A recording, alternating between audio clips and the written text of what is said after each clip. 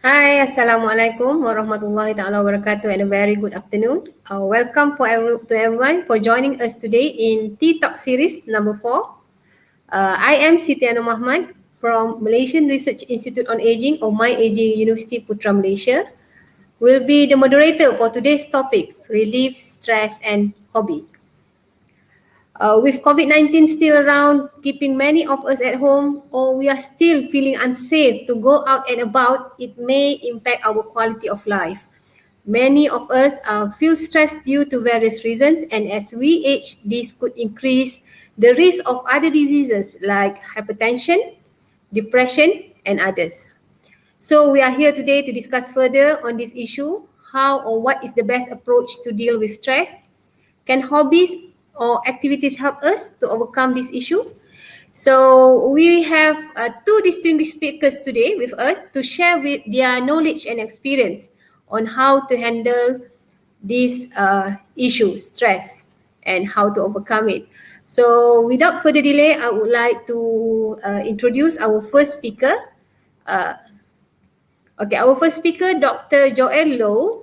He is the Director and Clinical Psychologist at the Mind Psychological Services and Training.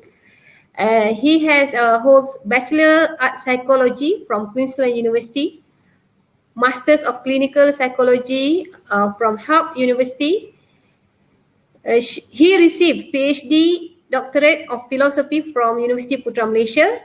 He's also a member of Malaysia Society of Clinical Psychology, and his main therapeutic orientation is cognitive brain therapy.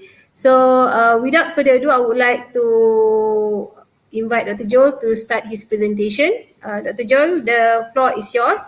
So for the Hi, attendees, thank for the you. attendees, if you have any question, please post your question in the comments box. Okay, welcome, Dr. Joel. Thank you so much, Prof. Could I get my slides on air as well? And then I'll get started. Thank you. All right. Thank you for the very kind introduction. My name is Joel Low. I'm a clinical psychologist and a director at the Mind Psychological Services and Training. So today I've been invited very humbly so to share a bit about stress, at least from a psychological perspective. So I think ultimately the first thing that we want to determine is how stress comes about. Right? I think we all talk about stress. We know how horrible it is. If you type stress into Google and you'll see many links on how to combat stress, beat stress, overcome stress, and all that kind of good stuff. But I think before we do any of that, I think it's important for us to determine what exactly is stress, right? Now, one of the first questions that we want to ask is where does stress come from? And I think naturally a lot of us would say that it's the situations that we go through or the situations that we encounter that would elicit the stress that we experience. But I'm here to suggest that potentially that's not always true, right? So, for example, if I asked you, is it a good thing or a bad thing to have a job promotion? Right, you're working and get a promotion at work. Is it a good thing or a bad thing?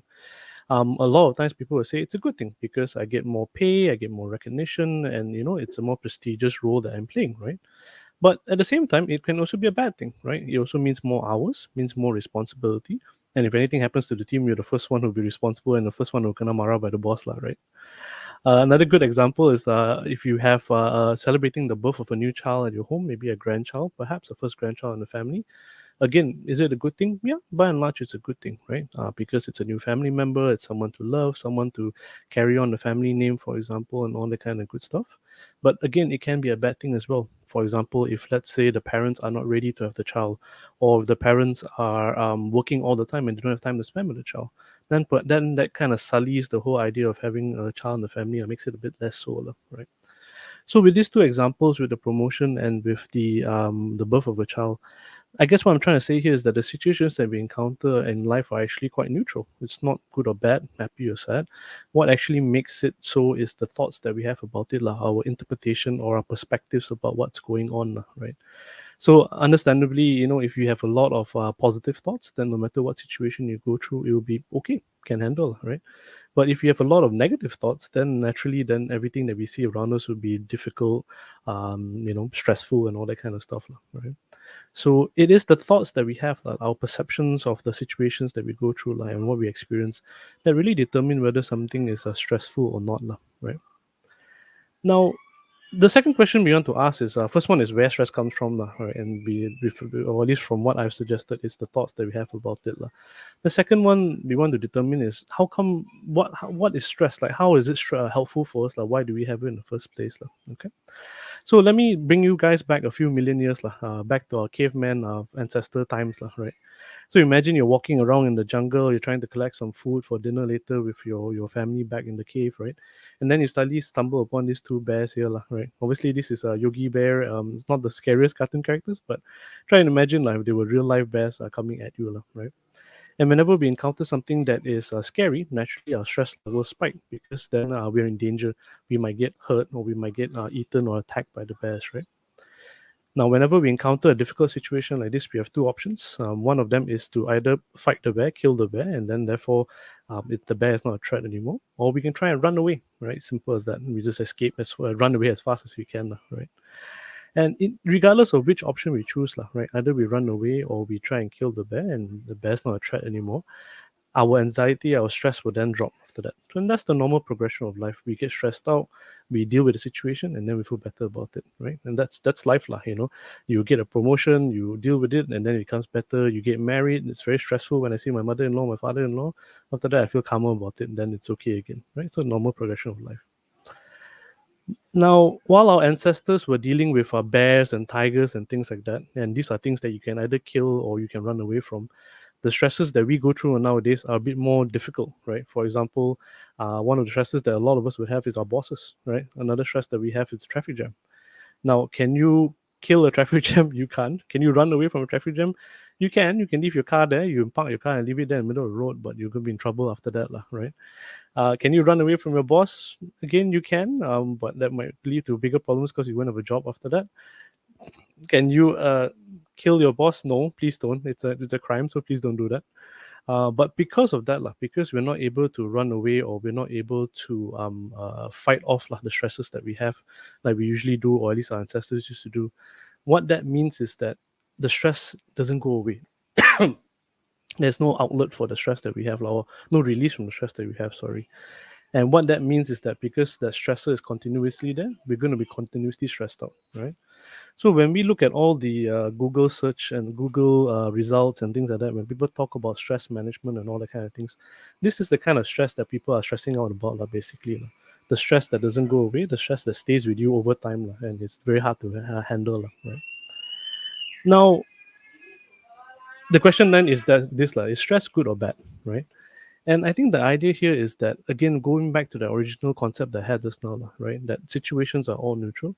Whether something is good or bad is our perception of it, right?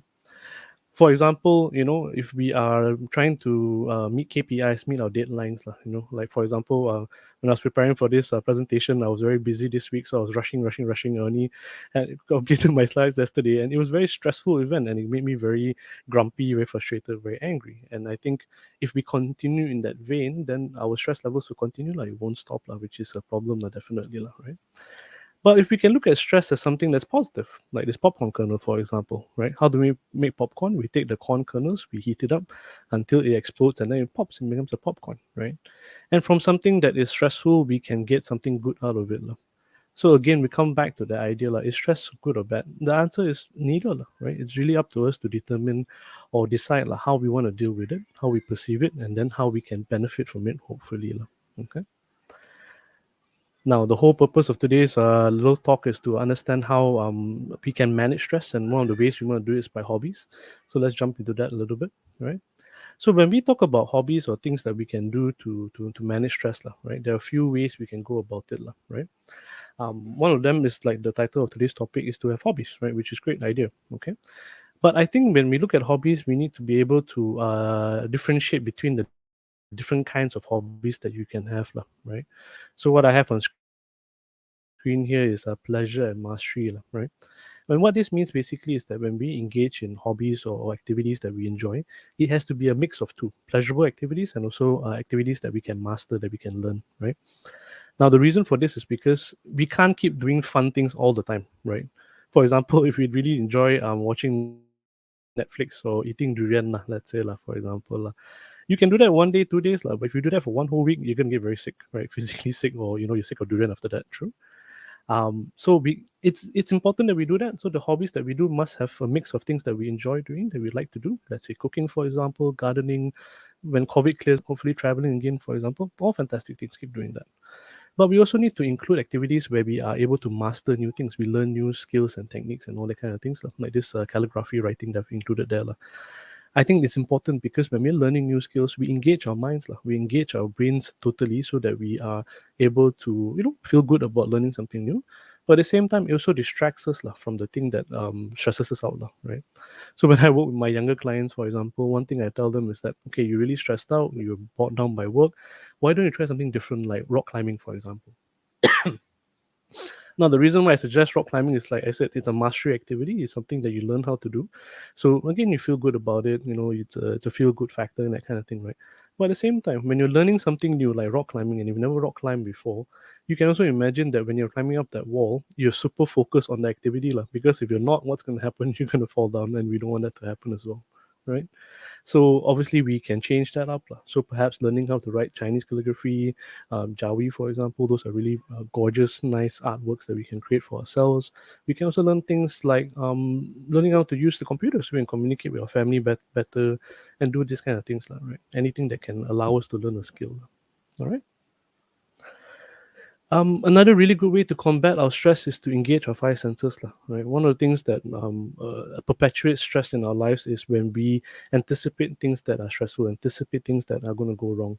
So one good thing to do is to be mindful, and we can engage all our five senses to be more mindful, in the present, in the now, lah.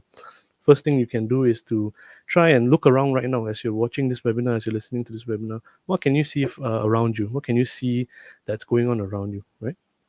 Next one would be what you can hear, right? As I'm talking right now, obviously you can hear to the sound of my voice, but where you're at home now, can you hear, let's say, maybe your grandkids are running around? Can you hear the fan going? Can you hear the aircon or the wind blowing outside the window? Third thing is, what can you smell, right? I love coffee. During this COVID-19, I had to pick up a hobby myself, and I picked up coffee as a hobby, and I enjoy it immensely. And not only do I enjoy drinking it, the smells are wonderful as well. So as you're sitting here, is there anything around you that you smell? Maybe it's the perfume that you're wearing. Maybe it's the clothes that you have on your back, or maybe the furniture, the wood that you have in your house. Fourth thing is, what can you taste? And we all know Malaysians love food, right? So I think this is a fantastic thing as well. But I think sometimes we need to really stop and enjoy our food, like, instead of just putting food in our mouth and eating it just to be full, like, in that sense, right? Really enjoy that plate of nasi lemak, that roti canai, that curry mee that you're eating, and really savor the flavors and textures that you have going into your mouth, lah, right? And last and but not least is what you can feel, right? I can feel right now the clothes on my back, the chair that I'm sitting on, and also the paper that I have in front of me, lah, right? So whenever you're feeling stressed out, try and engage all these five senses that you have individually. And what you find, slowly, is that as you focus in on these five senses, you become a lot less stressful, and that will help you manage a lot of the stress that you're going through a lot better, lah. All right. So just to recap, what I shared today, basically what I'm trying to suggest to you guys is that stress situations that we go through, sorry, are all neutral. And what makes it stressful, good or bad, happy or sad, really is our perceptions about the situation, right? So we get to choose, we get to decide how we deal with it, and also how stressed we can get. Remember that hobbies are fantastic, but try and diversify your hobbies. Don't just do that one thing. Make sure you have two, three, four things lined up so you get some diversity, some choices of things you can try and do. And last but not least, try and engage your five senses. I think that's a really simple, easy, good way to learn how to manage your stress. And also something we can teach our kids and grandkids as well so that we can learn how to manage stress better together. All right. And with that, I think I'm about the 15-minute mark. So I hope I hit my target for today. Thank you very much for your time. I hope you learned something interesting and helpful from my talk today. And I'll pass it back over to Ashley. Thank you very much. Okay, thank you very much, Dr. Joel, for the very interesting talk. So I learned two things today. So whatever you do, okay, is it stress bad or good? It depends on you, how you perceive it. And about hobbies, do something that you enjoy, but in the same time, we could master some skills from there. So Absolutely right. my Absolutely hobby right. is watching tennis. So okay, maybe someday I will learn. I can play tennis, but I left that sports a long time ago. Right, I'm big right. fan of Roger Federer, by the way. Okay, anyway. Good choice. Good choice. Okay. Thank you very much, Dr. John. Then My next, pleasure. I would like to call upon our second speaker. Puan Sri Tong Siobi. Okay, Puan Sri Tong Siobi. Okay, can we put her on the screen, please? Because I cannot see her. Maybe while I'm introducing her, we can see her on the screen.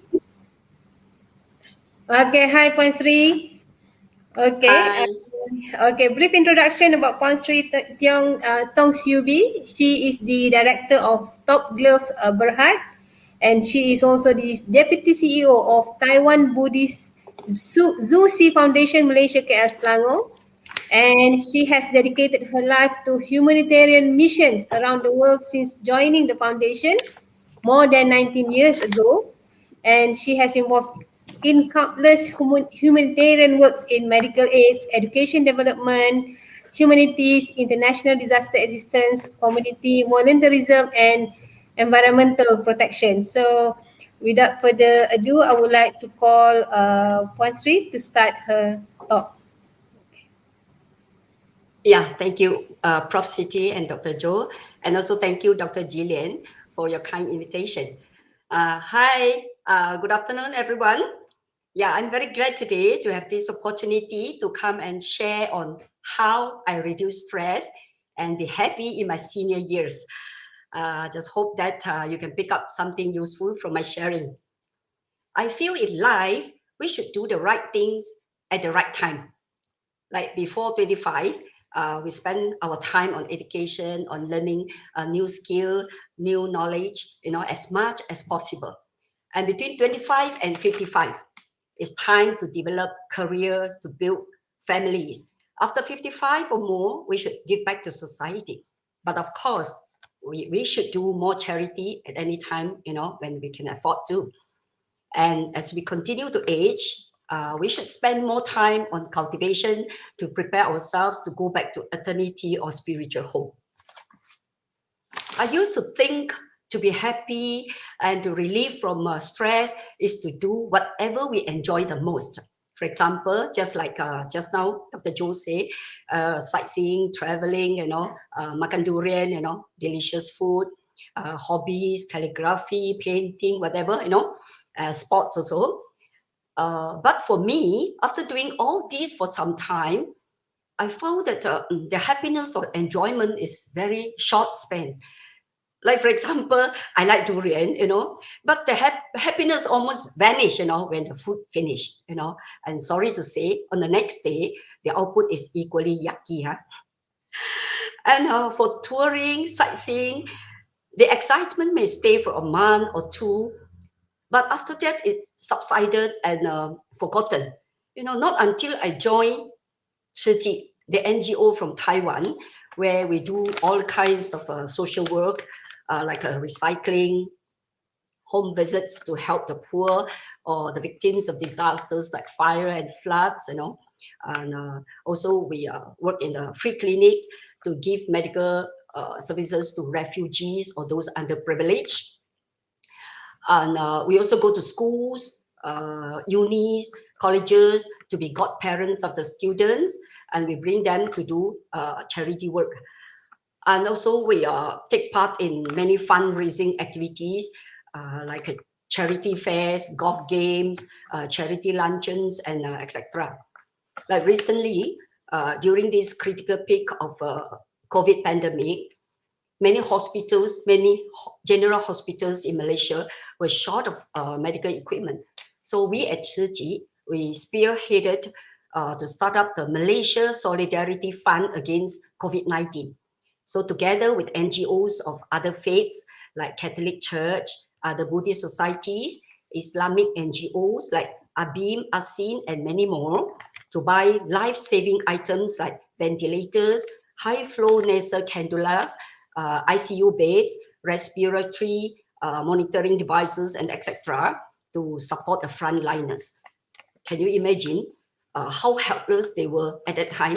Like soldiers without weapons, So together, many of these societies and associations, we raised about 30 million ringgits and spent about 28 million ringgit on those important and expensive equipment. And we distributed to more than 50 hospitals all over Malaysia. So doing all this social work and charity activities, I feel it not only is very effective in releasing stress, but more importantly, it makes my life very fulfilling, meaningful, and brilliant. So here I like to show a short video of one of our Tzu volunteer, Sister Hui Zhen. So please play the video.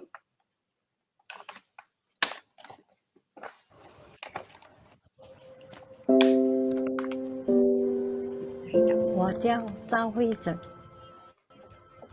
过了今年的生日，我就已经是80岁的银发族。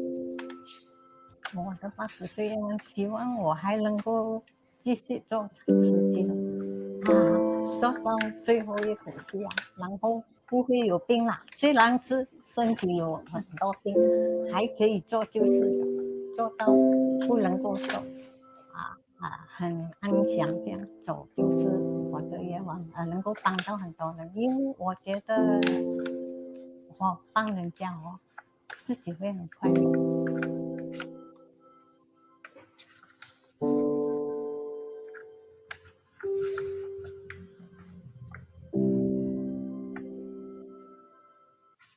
1991年，慈济在马来西亚还是草创阶段，闻声救苦的精神就从慈善关怀起步，从早期的福利机构关怀，慢慢成熟发展到慈善个案的救济。慧珍阿嬷庆幸自己可以参与与见证其中。后来慢慢我们就有个案了我们最印象很深刻，他关在笼里没有一口窗，只是当狗这样喂他是精神有毛病。后来我们一个师姐，就是我想让她相连师姐，她就带着几个师姐就过去跟他家人沟通之后，就把他带来，把这一个 Grace Home 那边给他安住在那边。他慢慢就可以穿衣服还会讲话这样了慢慢。所以我们每个月就会去那边煮东西给他吃。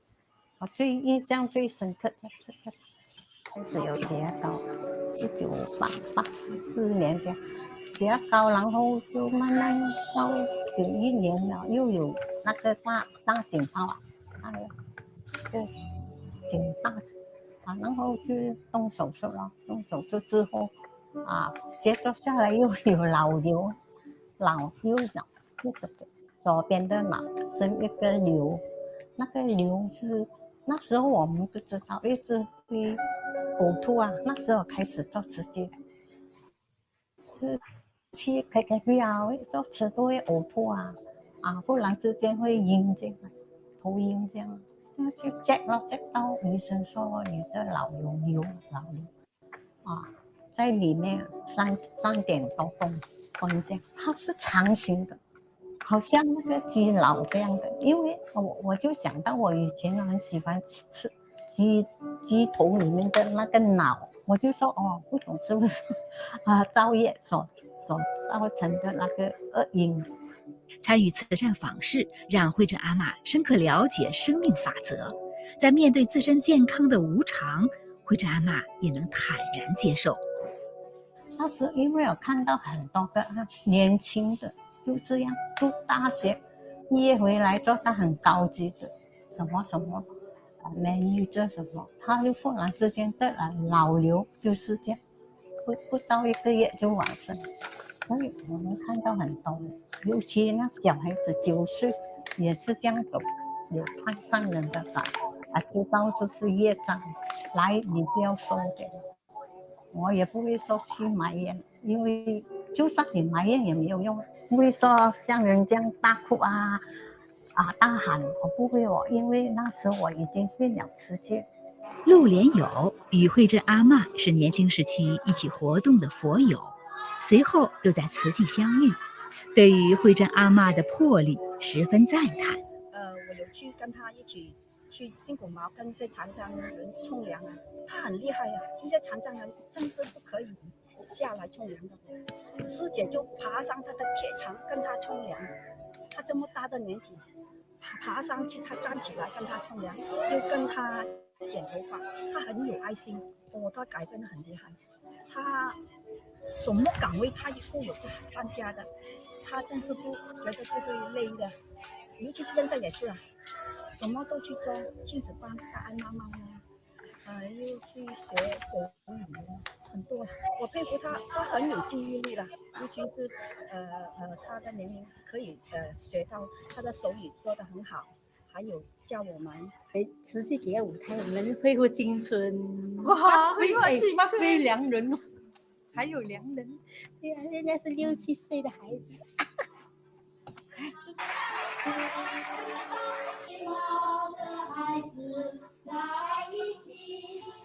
没有想到我们这么大年纪还有这种良人出来表演给孩子看，在慈济才敢放下我们身段哦，在哪一个场合我们就是扮演哪一个角色哦，去什么去反思时候又不同的角色咯，好像我们在儿童班，我们就要扮演跟孩子一样的年龄那么让他们能够一起欢乐。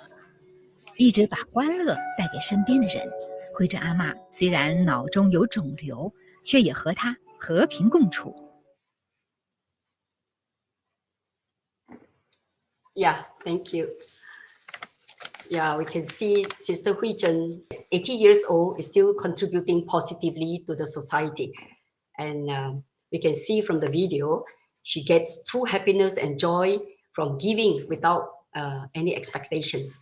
I just spoke to her a few days ago. Actually, she still has that tumor in her brain, but she's so busy with the social work, she has no time to think about the sickness and other stress. So volunteerism I feel, is a natural form of cultivation. It has nurtured us to become positive, optimistic, and cheerful persons. A lot of people misunderstand. They think you have to be rich to do charity. Actually, no. Every caring person can participate in doing good deeds. Helping others doesn't mean you have to have big muscle or strength. Sometimes just a smile or a good word can be very precious and useful to another person. I find happiness derives from good food, traveling, all these hobbies usually get over very fast. But the happiness from helping others will last a lifetime. I used to visit Sungai Buloh Leprosy Center once a month many years ago. The hospital has a long corridor where the patients' wards were on both sides of the corridor. So every time when we arrived there, the volunteers will arrange in 2 rows, and then this row will visit this side of the wards, and then the other row will visit the other side. It so happened that I always ended up on one side. So I became good friend with one of the patients. At that time, he was almost 80 years old. He had weak heart and very poor eyesight. So I visited every month for quite a few months consecutively. So I became very familiar with this patient. Then suddenly my mother fell sick and I was staying in my house. So I stopped going to the center for a few months.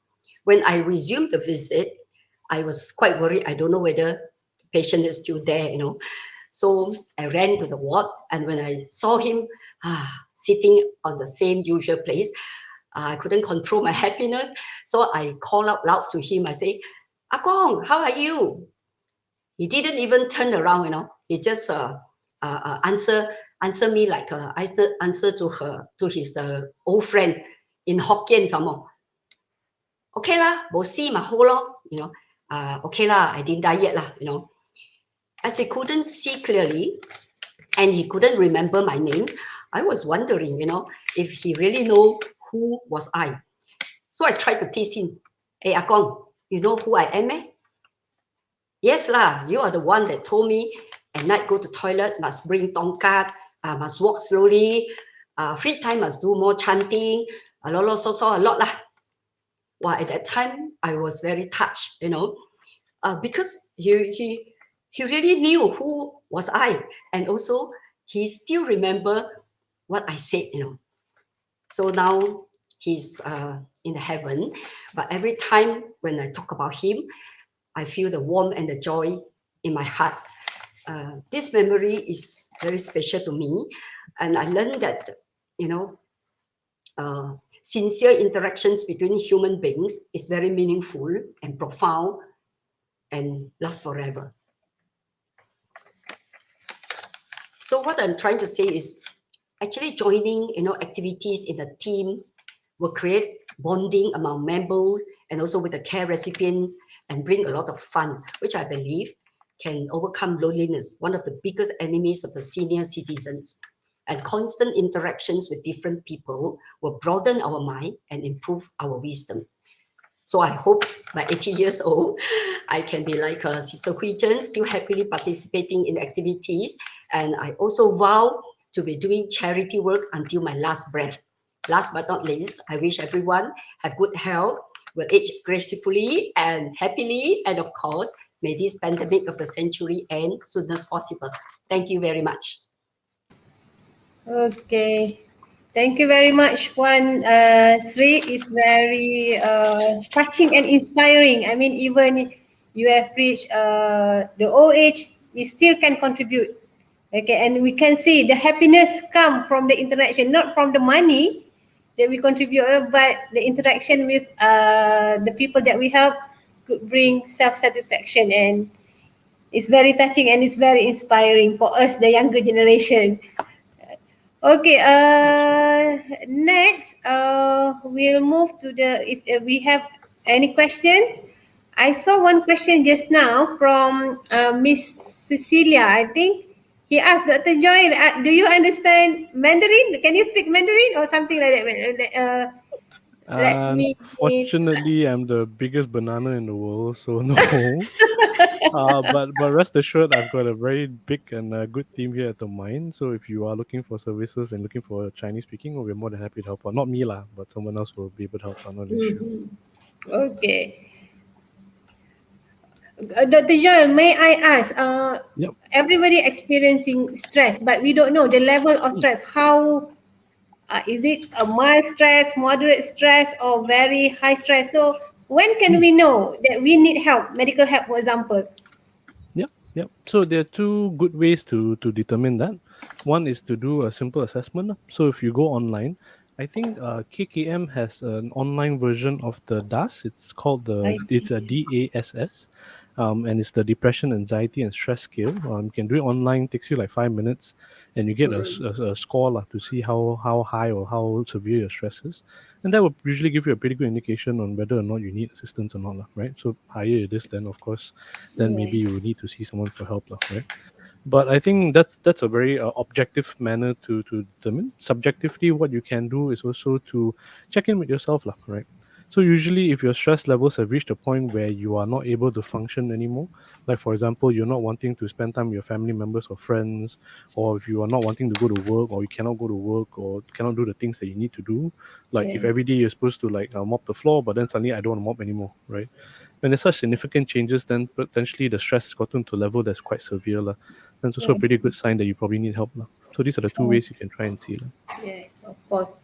I think we can feel if we are good or not our condition. So the first thing to do That's right. is try to do that online assessment through the KKM. Does survey. Okay, yeah. Because if it's continuous, the feeling is continuous, then definitely you need to seek help. That's Okay, right. That's right. there is a question here. Puan Sri, how can we contribute our little bit to your organization?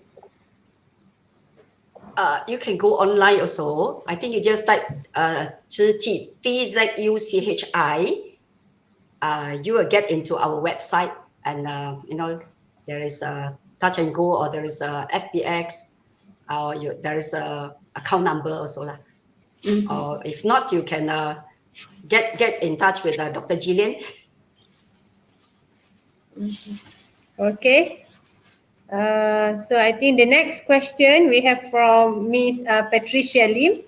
Okay, Dr. Joy, how do we encourage? I think this one applicable to my parents too. How do we encourage our parents to start a hobby if they keep refusing to do? Yeah. And it's not easy lah, because I think whenever we're working with our parents or speaking to our parents, it's this very strange dynamic lah, because they are parents, right? They spend 30, 40 Yes. years of your life telling you what Yes. to do, and then suddenly you turn around and tell them what to do. It's just very awkward lah for everybody, right, in that sense. So usually in this kind of situations, what we encourage our clients to do is to not tell them what to do, but do something with them, right? Just bring them out, engage them with different activities, and try lah, to do different things lah, and see what they enjoy doing, and then keep doing with them lah. So basically start the ball rolling, and then it's better to do with them rather than to tell them to do lah. I think that's always a better way to go about it lah.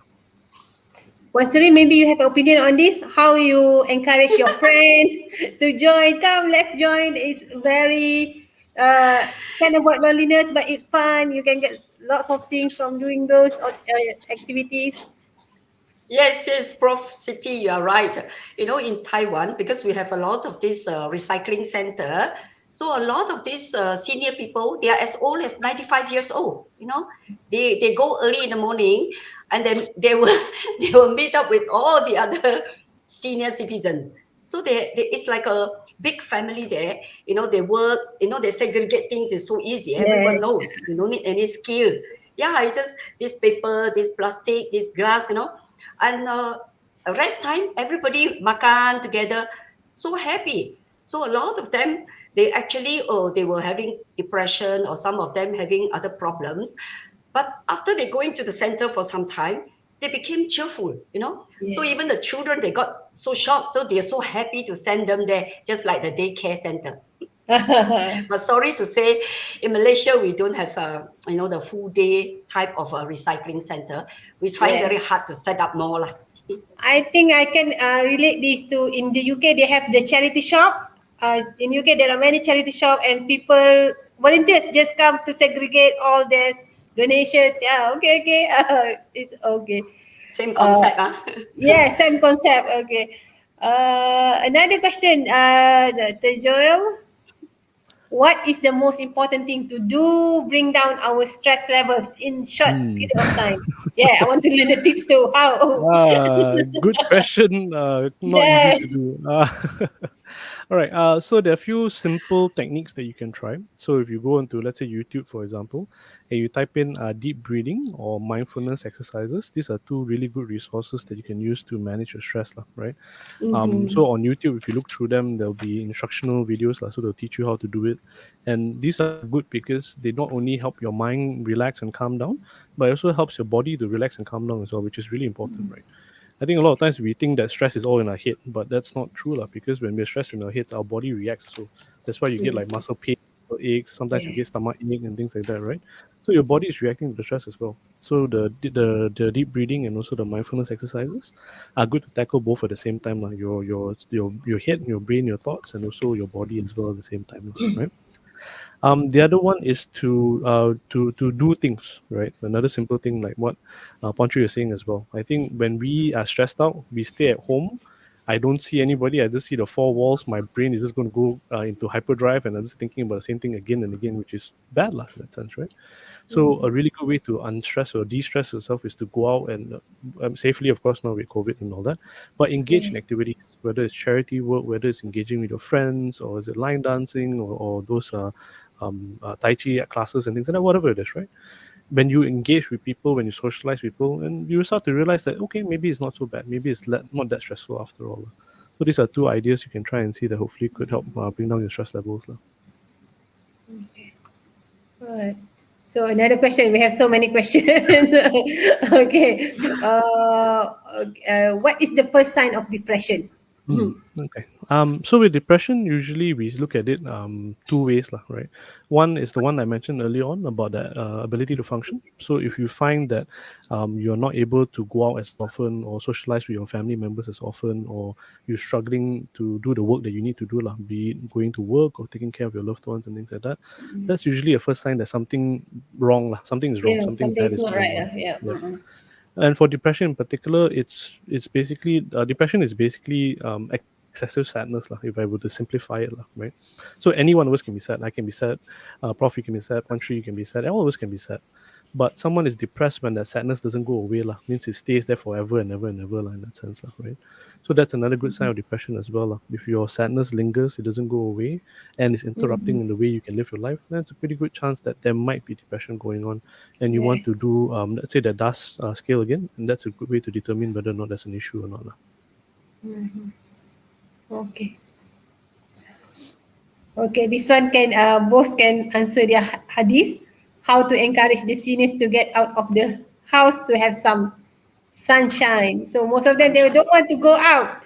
They prefer to stay at home watching TV, but you know that it will not make you active and productive, and then it will make your muscle Shrink. not working. So long term, it will give you health issues if you're just staying at home, right? Okay. Point three after you. Puan Sri? I would think you need friends and partners to do things together. Whether go for a walk or go do recycling or go and see a movie or even go shopping.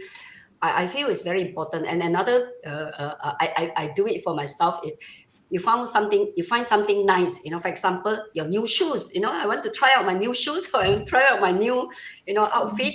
Then you tend to, go out. How about the professional ideas from Dr. Joe? No, I think that's actually a fantastic idea because it's hard for you to do something without reason. There's no intention to do so. So I really like the idea about having friends, and also if you have a new outfit, a new pair of shoes, then you're much more motivated to do something, which I think is a fantastic idea, lah. I probably would just add, I think another good way is to make sure that, again, just adding to what Poncho is saying, give them reasons to go out, lah. If you just say, oh, go for a walk, it's like, for what? No reason, right? But if, let's say, for example, you've got kids, they've got grandkids, that they can bring out to the park, for example, and you don't make it about them. Don't say you should go out because you'll be sick if you don't go out. Instead, say things like, "Oh, the grandkids are very bored at home. Can you take them out to the park for me? Do me a favor." And then it's like you kill two birds with one stone kind of thing, right? And you give them a reason to go out. So that's a good way to go about it as well. Yeah. So you need to be creative in natural way. Creative in Yes, nature, not correct. creative in natural way. Correct. So okay. If they don't have any more interest to do anything, always frown. How do we know that it is a sign of depression or just lonely? Because stress, depression, lonely, they are same but different. So okay. Easiest way is to ask them, lah. I think sometimes the same symptoms that we have can be caused by different issues, lah, right? So the best way is to just ask them and see what's going on, right? So even me as a psychologist, I can guess, I can suspect what my client's going through, but it's still never going to be the right answer, lah. And usually what we do is ask, hey, what's going on? What's making you upset? What's bothering you? And that's usually the best way to find out the answer, lah. Different people will have different issues, different condition, and Yep. it's not the same, right? Between people, Correct. between individuals. Okay, so I need many questions asked about. Okay, yes, sponsor. Sorry. Yeah, okay.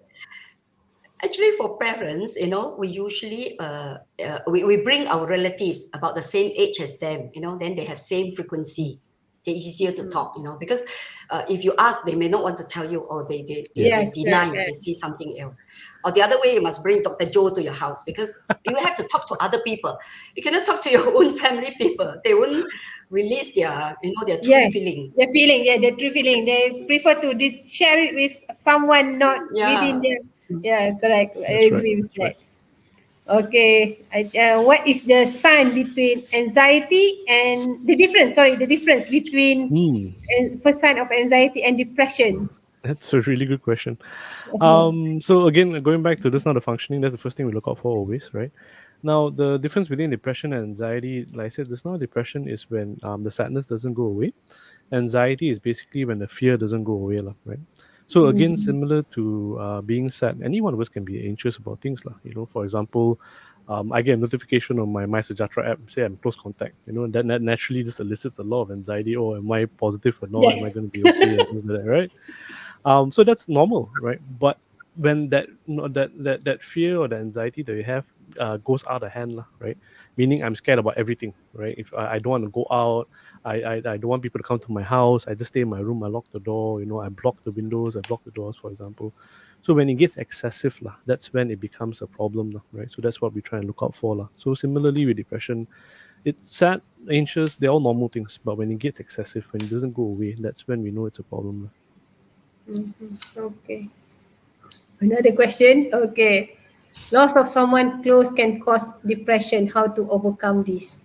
This is a very complex question to answer, Yes, lah. I know. And yeah, and the reason why is because everyone is different. I think a lot of us would have different ways to cope with loss. Some people, when they lose a loved one, they want to go out and talk to other people, share stories, share memories about the person, and that's how they heal.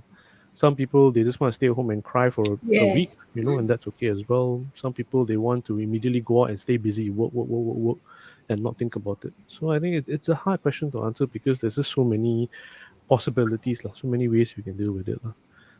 I think the best answer to that question is to try and see, lah, try different things and see what Yes. works for you Try and to. keep doing that, lah. Yes. Okay, I think maybe is this one question to Dr. Joel? Do you do house calls? potential client maybe. One three, thanks for the very fantastic marketing. But no, as a rule, at least at the mine, I'm not sure about other centers, but at the mine we don't do house calls, and a few reasons for that, lah. One is safety, because it's hard for us to Yes. ensure our team safety and also our client safety, just in case touch wood, anything happens.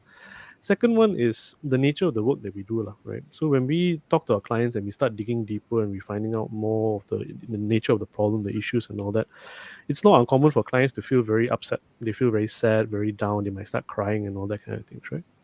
So can you imagine if I come to your house, I do this session with you in your, let's say, your bedroom, lah, and you're crying. You're really, really upset about the situation. After I leave, right, every time you see your bedroom, you're not going to see a bedroom anymore. You're going to see the place where I broke down and cried in front of Dr. Joel. And it's just a bad, then you won't want to go there and sleep anymore. You know what I mean? So that's why we don't encourage that, lah. We prefer that our clients come to us at our office, and then we can do it in a neutral, safe space like that, and then it's better for everyone in that sense, lah. So yeah, we don't do house calls, unfortunately, lah. Yeah. Okay. Thank you very much, Dr. Joel No and problem. Dr. Puan Sri. So I think there are no more questions. So I think we can move to the next session. Next part is on the lucky draw session. Okay. But before that, we will please stay tuned. We have a question to answer.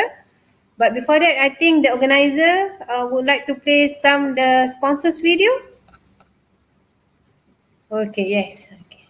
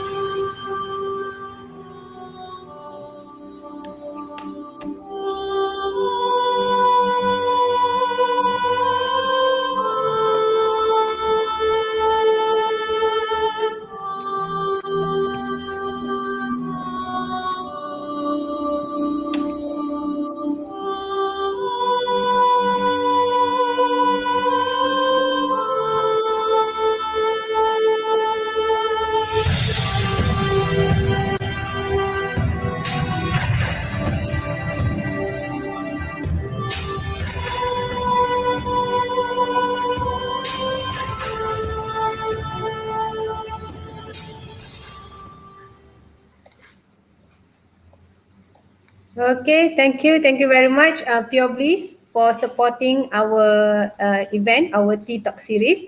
Okay, this is the question. What are the benefits of cardiberry? Okay, what are the benefits of cardiberry? So we will please give your answer in the chat box, in the comment box. Then we will give prize to 5 winners that give correct answers. Okay, we have one there. Keep coming. We will have select 5 winners. The winners will receive a cardiberry food supplement. Okay. Wow. Okay. Okay, I think we have 5 winners already. So Dr. Jillian maybe want to put the winner's name on the screen. IMM Healthcare will contact all the winners after this for the delivery of the prizes. So we wait for the organizer to announce the winners.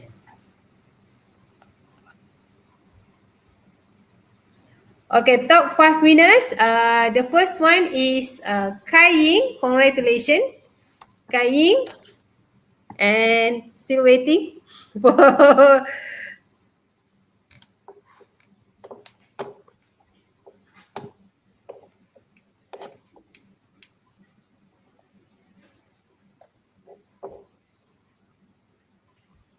so just one winner, Dr. Jillian.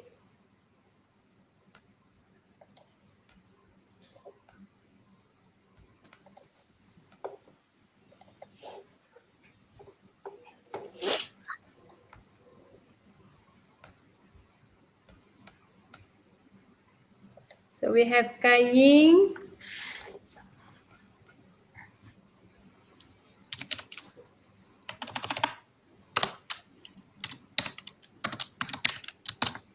So I'm still waiting. Just one.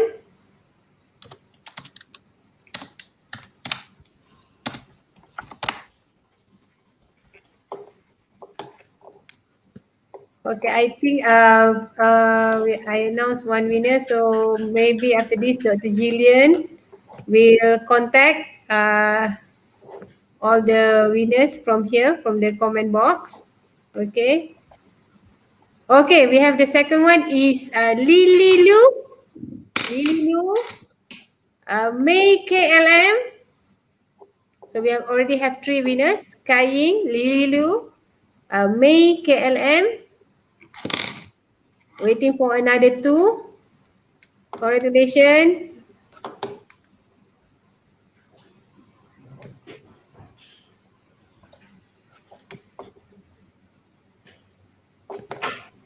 So please bear with me while waiting for the other 2.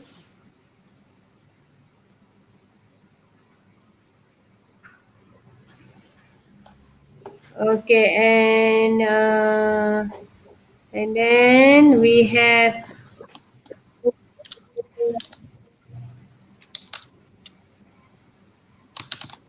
so many May KLM, Lily Lu Linio. Okay, the fourth one, Lily Lu Linio. Okay, Lily Lu, but I already mentioned, Lily Lu already mentioned, sorry. Lily Lu and Pua CL. Pua CL, I'm sorry, okay, Pua CL. We have Pua CL. And the last one is Liang Yan. Okay, okay, we have for Kai Ying, Lily Lu, May KLM, Pua CM, and Liang Yan. Congratulations to all our 5 winners. Let me take down in case I take note, Pua CM and Liang Yan. So our organizers will contact these 5 winners. Okay, you will receive a Cadbury supplement sponsored by Pure Bliss. Okay, so I think we are almost at the end of the program. I would like to thank everyone for staying with us until the end of the session program. Thank you very much, Dr. Joello, Puan Sri Tong Siobi and the sponsor. And for the next one, the next Tea Talk series, it will be on 10th November 2021, same time, same day. So this time the topic is connecting mind to body, enhance cognitive functions and dementia prevention. So I'm looking forward to meeting all of you again in the next Tea Talk series session. And last but not least, would like to I would like to wish our Indian friends happy Deepavali tomorrow, and happy holiday to all of us. Okay, take care and stay safe. Okay, bye.